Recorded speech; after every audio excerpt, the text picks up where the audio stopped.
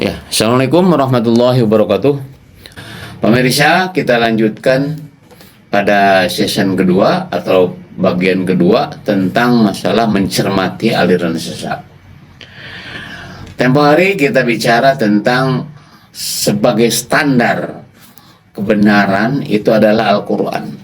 Quran sudah jelas, ya, sudah jelas apa itu fungsinya Al-Quran sebagai petunjuk hidup.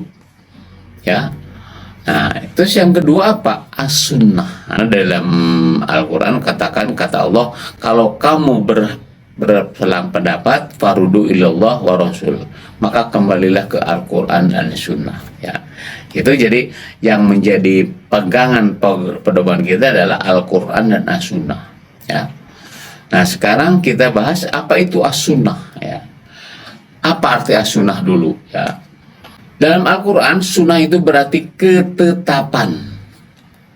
Ya, sebagaimana firman Allah, la yu'minu bihi wa qad khalat sunnatal awalin. Ini contoh saja kalimat sunnah, ya. Ini sunnah, ya. Nun di syaddah, ya. Di tasjid, ya. Sunnah. Jadi bukan sunnah, ya. Kalau sunnah itu artinya apa? Ketetapan. Ya, mereka tidak beriman kepadanya dan sesungguhnya telah berlalu sunnah ketetapan terhadap orangnya dulu. Nah, ini pengertian aja dulu masalah sunnah, ya. Jangan salah arti, ya. Karena nanti ada sunnah, kemudian ada sunnah menurut fikih.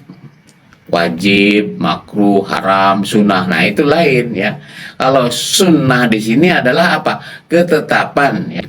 Kemudian ayat kedua Al-Ahzab 62, sunnah sebagai sunnah Allah yang berlaku atas orang-orang yang telah dahulu sebelummu dan kamu sekali-kali tidak mendapat perubahan sunnah itu. Nah, jadi ketetapan, ya.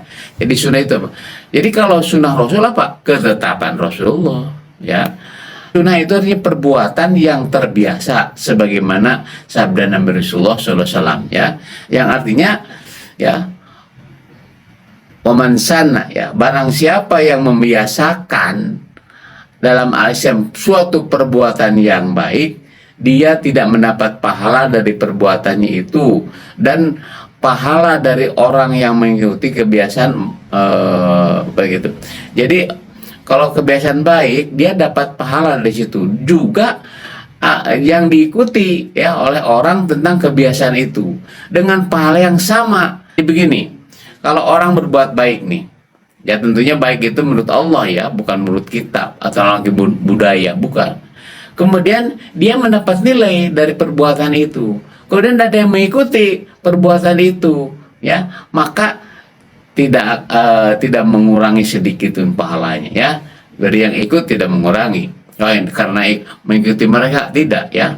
Itu karena yang namanya perbuatan sunnah, ya. Ulama usul hadis, ya, bahwa yang disebut sunnah itu artinya perkataan, perbuatan, ketetapan, takrir, ya. Nah, sunnah qauliyah lebih tepatnya disebut hadis. Nah, ya, karena itu hadis adalah perkataan Rasulullah yang dicatat oleh para sahabat. Sunnah qauliyah adalah perkataan Nabi Muhammad SAW yang didasari oleh wahyu. Karena Rasul berbicara itu wa ma yantiqu anil hawa in huwa illa wahyu yuha. Nah, jadi tiadalah yang diucapkan Rasulullah bukan menurut hawa nafsu, tapi apa yang diwahyukan Allah. Sunnah afaliyah yaitu perbuatan atau tindakan Nabi yang berdasarkan wahyu. Perbuatan tersebut dalam rangka melaksanakan tugas, ya, fungsi dan kewajiban sebagai Rasulullah. Rasulullah dalam rangka melaksanakan Al-Quran, yaitu melaksanakan tugas, fungsi dan kewajiban, ya. Nah, itu jadi sudah menjadi habit, ya. Kalau kita habit atau tabiat, jadi tabiat dalam cara berpakaian, gitu, ya, cara apalah yang dicontohkan Rasulullah.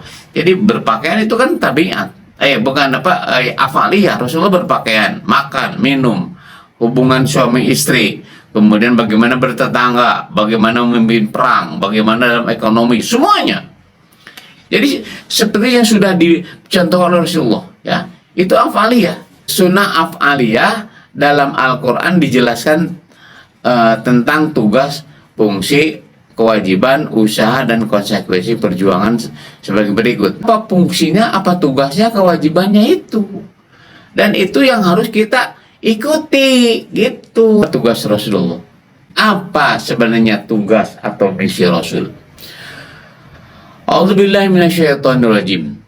Wallazi arsala rasulahu bil huda wa dinil haq liyudhhirahu 'alad dini kulli walau karihal musyrikun. Di dalam surat As-Saff, ya, wa kafa billahi syahida. Jadi tugas Rasul ini yang harus kita ikuti oleh umat sampai kapanpun, dimanapun. Ini namanya sunnah Rasul ini. Apa? Allah, ya, Allah mengutus Rasul dengan Al-Huda. Nah, sama Al-Quran kan?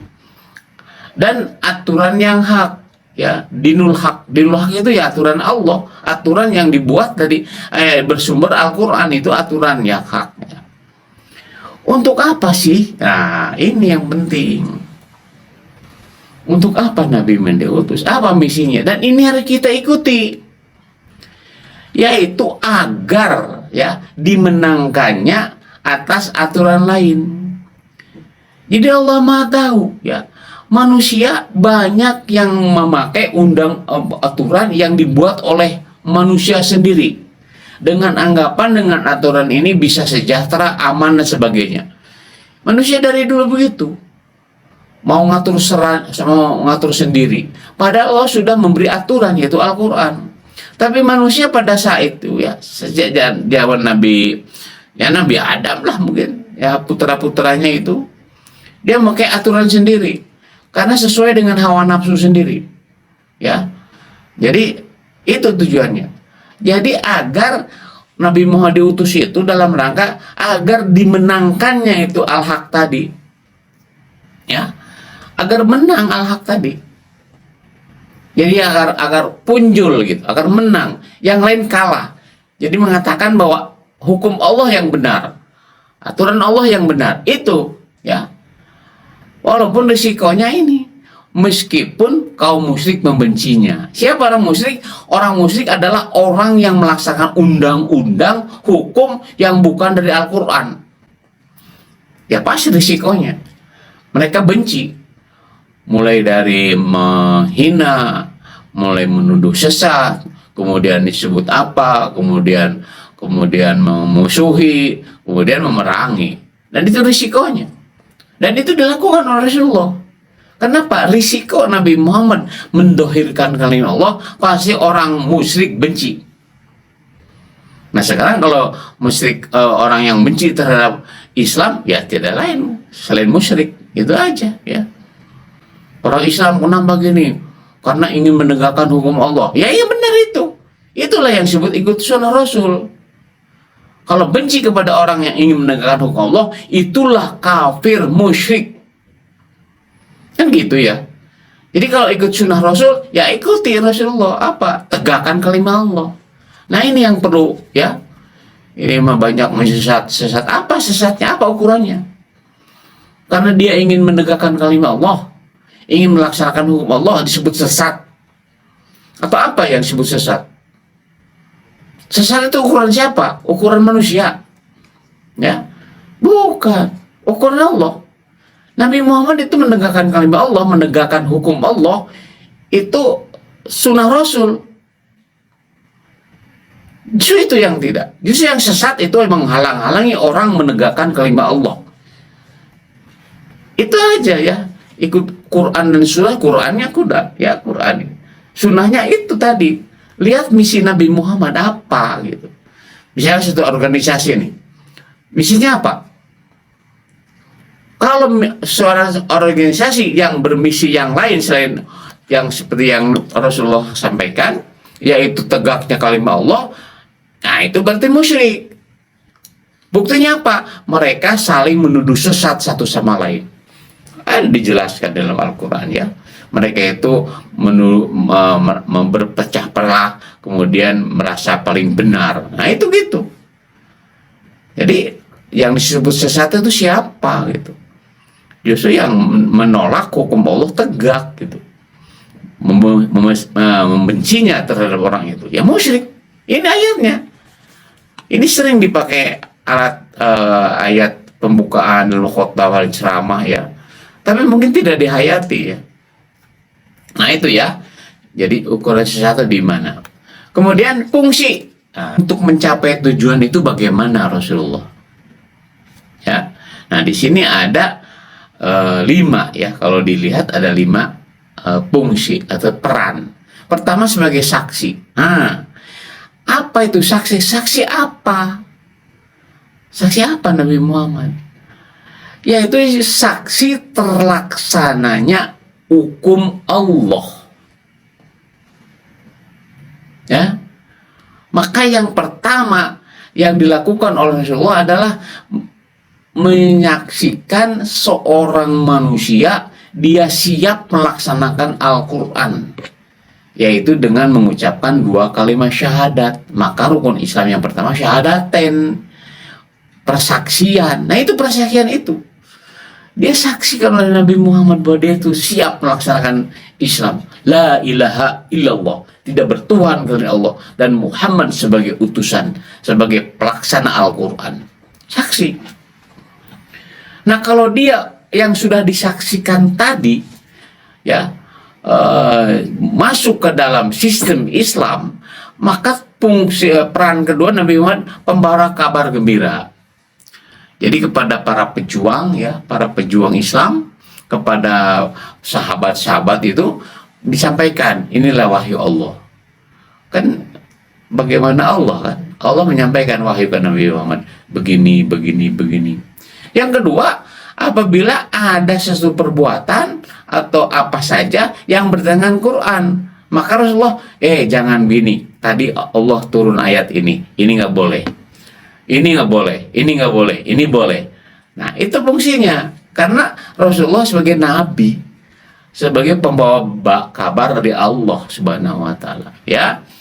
Nah yang keempat, kalau memang sudah terbentuk itu yang namanya Al-Islam, ya sahabat sudah terkumpul terikat dengan kalimat syahadatan tadi, maka Rasulullah menyeru kepada Allah, artinya mengajak manusia kepada Allah, ya, mengajak kepada Allah biidnih, dengan izin Allah. Jadi artinya dakwah, ya. Jadi Nabi Muhammad itu bukan hanya menyeru, bukan hanya melaksanakan syariat, tapi juga mengajak orang lain dalam rangka agar menyelamatkan manusia. Inilah bentuk rahmannya Allah, yaitu bagaimana menyelamatkan umat manusia, yaitu agar mereka melaksanakan hukum dan undang-undang Allah, begitu ya. Nah kemudian kalau setelah terbentuk ya masalah sahabat dan sebagainya, sudah bentuk masyarakat, maka menjadi penerang. Nah itu Rasulullah menerangkan ya, jadi rahmatan lil alamin bagi semuanya ya. Itu fungsi. Kalau saya gambarkan ya, peran Rasul itu ya pertama da'ian. Dai itu mengajak. Setelah diajak, maka dia disumpah dengan 2 kalimat syahadat, yaitu namanya syahadatin. Kemudian masuklah sistem ini. Maka Nabi Muhammad sebagai mubasyiron dan nadhiron, pembawa gembira dan pemberi peringatan, agar masyarakat terbentuk menjadi sirojam muniro. Nah, jadi membentuk masyarakat yang sirojam, yang menerangi, menjadi rahmat bagi segenap alam ya. Kewajiban Rasul yang pertama adalah membacakan ayat Allah ya. Kemudian yang kedua membersihkan, artinya membersihkan itu kalau punya dosa ya, ada bagaimana cara menghukum, misalnya ini bagaimana dalam keluarga itu ya. Kalau tidak bisa, maka tugasnya adalah mengajarkan ya, mengajarkan kepada umatnya ya. Ya itu kewajibannya. Takrir itu ada ketetapan, atau bahasa takrir itu diamlah. Nah ini yang maksud takrir itu ya. Jadi gini, ketika sahabat melakukan sesuatu dan benar menurut Al-Quran, Rasulullah diam aja gitu. Jadi sunnah takririah adalah perbuatan atau perkataan para sahabat ya Rasulullah yang disetujui oleh Rasulullah, artinya diamnya Rasul ya. Itu yang dimaksud dengan sunnah takririah.